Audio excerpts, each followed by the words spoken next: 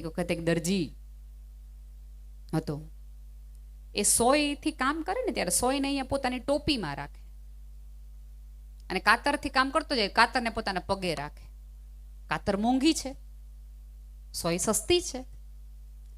એ રોજ આવું થાય એટલે એક વખત એના દીકરાએ હિંમતથી પૂછ્યું, એ કે પપ્પા તમે આ રોજ કેમ આવું કરો? તમને ખબર છે કાતર કેટલા રૂપિયાની આવે? આ પિત્તળના હાથાવાળી મોંઘી કેટલી છે, એને તમે પગ નીચે રાખો અને હોય તો એ કે આમ મળી જાય તમને જોઈએ એટલે એક પડીકામાં દ આવે છે, એ ખોવાઈ જાય તો કઈ વાંધો ન આવે, તમે ન હોય હાચવો છો. ત્યારે એના પિતાએ સોયમાં દોરો પોરવતી વખતે એવું કીધું હતું કે સોય છે ને એ જોડવાનું કામ કરે છે ને, સાંધે છે ને ફાટેલા ને તૂટી ગયેલા ને, એટલે એને માથે ચડાવું છું. ને કાતરના કામ છે ને બે જણાને કાપવાના છે એટલે એને પગે રખાય. કાપવાના કામ કરશો ને તો આજીવન પગે રહેશો ને ગામની બહાર રહેશો. જોડવા વાળા બન્યા ને તો 5 જણામાં પૂછાશો ને તમે નહીં હોય તોય તમારા નામ દઈને કહેવાશે કે ઓલા ભાઈને ને ફલાણા ભાભીને બોલાવો ને એનું કામ પડ્યું છે, આ ઘર તૂટી રહ્યું છે, આ 2 ભાઈઓ બાંધી રહ્યા છે. બાકી ઘણા તો એવા હોય, એવા સ્વભાવ વાળા હોય ને કે હોય તો એમ લોકો એમ કે ઈ ન હોય ને ત્યાં કામ પતાવી દેજો, બાકી એ આવશે ને તો હમણાં મળશે. તમે જો પ્રસંગો માંડવાના હોય ને એટલે પેલા એવું થાય કે ફલાણા મોટા ભાઈને બોલાવો, મોટા બાને બોલાવો, એના વગર કોઈને ખબર નહીં પડે. અને ઘણા ફૈબા એવા હોય કે ઈ આવે ને પેલા બધું બનાવી નાખો, નહીં તો બહુ તકલીફ પડશે કવર કરવામાં. પૂછો તમારી જાતને તમારે કઈ યાદીમાં જવું છે, જોડવાવાળાની યાદીમાં, કાતરોની યાદીમાં કે ઓલી સોયવાળાની યાદીમાં. અને થોડાક ધીમા ખમો. નવી પેઢી છે કદાચ તમને નહીં સાંભળે કારણ કે બધું કારણ માગશે. અને નવી પેઢીને મારે થોડુંક કહેવું છે કે આ ધર્મની બધી વાતો સાંભળો ને ત્યારે થોડુંક સમજજો કે જે વિજ્ઞાનને તમે આટલું બધું વધાવો છો, વધાવવા જેવું જ છે. વૈજ્ઞાનિકોએ એવું કામ કર્યું છે કે 100%, પણ એવું નહોતું કે આ બધું કંઈ આપણી પાસે નહોતું.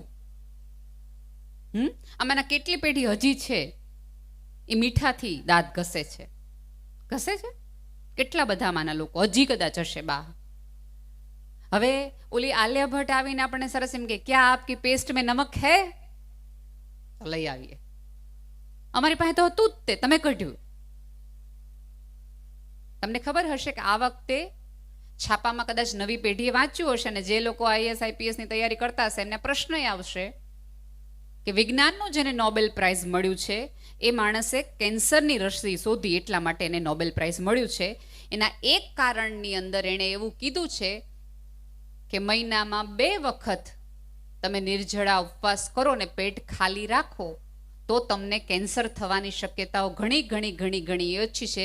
તો આપણી આ વ્યાસપીઠે આપણને બંને વખત કીધું કે 11 છે નિર્જળા કરવી જોઈએ, 11ના દિવસે ફળાહાર કરવો જોઈએ. એ તો હતું.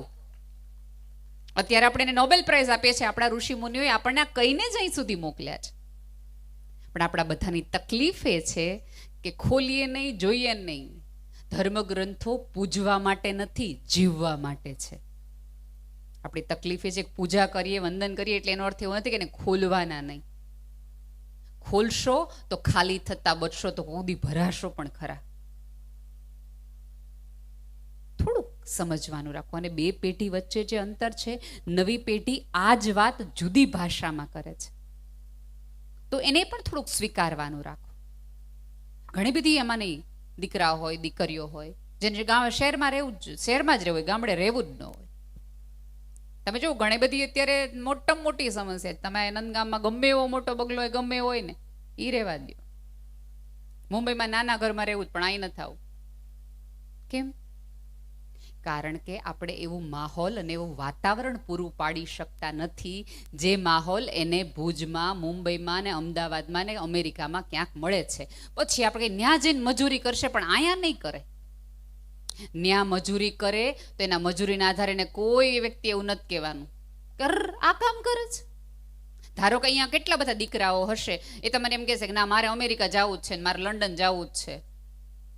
અને પછી આપણે અહીં બેઠા બેઠા એવી વાત કરીએ કે ત્યાં જઈને છે ને પેટ્રોલ પૂરશે, પણ અહીંયા નહીં કરે. ત્યાં એ પેટ્રોલ પૂરે છે ને તો કોઈ વ્યક્તિ એવું પૂછતું નથી કર આટલું ભણ્યો છે ને પેટ્રોલ પૂરે છે. અહીંયા તો ધારો કે બાપના સરસ મજાની નાની એવી દુકાનમાં બેસે ને તો આપણે 10 જણ આપણે જ કહેવા વાળા હોય અર આટલું ભણ્યો ને બિચારો જોતો ખરોજી અહીંયા જ બેઠો છે. એટલે ઓલા એમ થાય કે અહીંયા રહેવું ને કરતા ન્યા વયા જાઓ, ભલે બાપનું ખેતર વેચીને જો અમેરિકા જવું પડે તો ન્યા વયા જાઓ, ત્યાં કોઈ પૂછશે તો નહીં, કોઈ કહેશે તો નહીં. આ પેઢી છે ને ટિકટોક જનરેશનમાંથી છે. તમારી ટકટક તો બિલકુલ નહીં સાંભળે. તમે ઈચ્છતા હો કે તમને સાંભળે તો પહેલી પૂર્વ શરત એ છે કે એને આ બધા ચોકઠામાંથી બહાર લાવો કે તું આ છો ને તું આ છો ને. અને આપણે બધા કેવા છે, ઓલી કેસેટ શરૂ થઈ જાય કે અમે તમારી માટે આ કર્યું ને અમે તમારી માટે ઓલું કર્યું ને ઓલું તમારી માટે આમ કર્યું છે. આવું બધું કશું જ કહેવાના બદલે થોડા શાંતિથી ને સમજવાના રાખો. દીકરીઓને સરસ ભણાવો છો તો દીકરીઓને નમ્ર વિનંતી છે કે તમે ભણો છો એનો અર્થ એ નથી કે રસોડું છે એ તમારી જાગીર નથી. એટલે એક બહુ જ મોટો વર્ગ એવો છે જેને ભણેલ દીકરીઓ ટેલ નથી જોતી, કારણ કે એ લોકો એવું માને છે કે ભણેલ છે એટલે રસોઈ નહીં આવડતી હોય.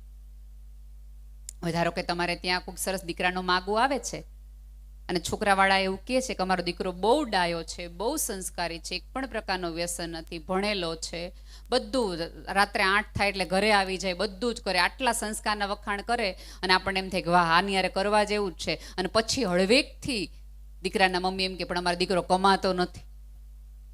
પાડો હા? નહીં પાડો તમે તો આપણે કેમ એવું કહી શકીએ કે અમારી દીકરી બધું છે, ડાય છે, ભણેલી છે, આ આવડે છે આવડે પણ રસોઈ નથી આવડતી. રાધર, રસોડું તો તમારું રજવાડું છે. ઉપરવાળાએ 1000 હાથવાળી સ્ત્રીને એટલા માટે જ કીધી છે કે ઘર, બાર, ઉમરો, માળિયું એ બધું જ સંભાળી શકે છે. હમણાં જોયું ને તમે આખું? તમે જુઓ, પુરુષોના એક પણ કામ એવા નથી કે જે એક સાથે 2, 3 અને 4 થઈ શકતા હોય. વૈજ્ઞાનિકોએ 4 ગેસના બર્નર બનાવ્યા છે, ખબર ને? અત્યારે એવા ગેસ આવે છે કે 4 એક સાથે. એનો અર્થ એ છે, વૈજ્ઞાનિકોએ, મનોવૈજ્ઞાનિકે ટેસ્ટ કરી લીધો છે કે સ્ત્રી છે એ એક સાથે 4 જગ્યાએ ધ્યાન આપી શકે છે. આ બાજુ રોટલી થાય, આ બાજુ શાક બનતું હોય, આ બાજુ દાળ ઉકળતી હોય અને આ બાજુ દૂધ ઉભરાય નહીં. 4 ગેસ ચાલુ હોય, કામવાળીને કહેતી જાય, મોટર બંધ કરતી જાય, અને આટલું બધું ધ્યાન રાખ્યા પછી પણ હોલમાં એનો સાસુને એના વર કઈ રીતે એકબીજાની ચડામણી કરે, ન્યાય એના કાન હોય. એટલે ભૂલી જજો અમારે 4 હાથ 4 આંખું છે, અહીંયા તે બધી બાજુ નજર હોય, બધી બાજુ ધ્યાન જાય.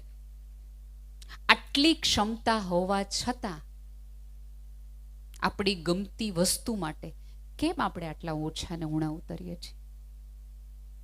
જે વસ્તુનો ગર્વ આપણે લેવો જોઈએ કે આ મારાથી જ થાય. કલ્પના તો બહુ દૂરની વાત છે કે સ્ત્રી વગર કલ્પના તો બહુ દૂરની વસ્તુ છે. આજે તમામ ધોળા કપડાઓ સરસ મજાના છે ને, એની માટે કેટલી માઓએ પોતાના હાથ અને જાત બંને ઘસ્યા છે, ત્યારે એ ઉજળા રહ્યા છે. તો એ માની પણ કદર કરો. અને ક્યારેક આ વૃદ્ધ પેઢી છે એનાથી બોલાઈ જાય, કારણ કે આપણે જે જાહો જલાલી અને જે ઉડાવપણું જોયું છે એને જોયું જ નથી આ. એટલે એની માટે બહુ પીડાદાયક છે બધી વસ્તુ કે આટલું કામ ન કરી શકાય, આટલું કામ ન કરી શકાય.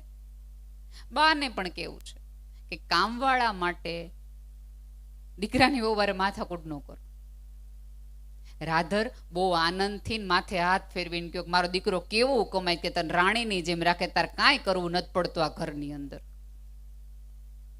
એ બદલે આપણે જ શરૂ થઈ જાય, અમે તો કર્યું જ છે ને, અમે ક્યાં નથી કર્યું, અમે ઓલું કર્યું જ છે ને. ને છેલ્લી વાત, મમ્મીઓની વિનંતી છે કે તમે ઓફલાઈન રહીને દીકરા ચોક્કસ મોટા કરો છો, દીકરીઓ મોટી કરે છે, પણ બાળકોને જમાડતી વખતે મોબાઈલ ન આપો. સૌથી મોટી સમસ્યા. અને પાછા આપણે એટલા પ્રેમથી કહીએ કે મોબાઈલ ચાલુ કરી દો ને, ગમે એટલું જમી જાય ને ખબર જ ન પડે. એ તો તકલીફ છે, એને જમ્યું નહીં એને ઠૂસ્યું કહેવાય બેન. રાધર બાળકને ખબર પડવી જોઈએ કે આ રોટલી છે, આ શાક છે, આ દાળ છે, દાળ પીતી વખતે મરચું વચ્ચે આવે તો એ તીખું લાગે, તેથી મરચું બાજુમાંથી કાઢવાનું હોય.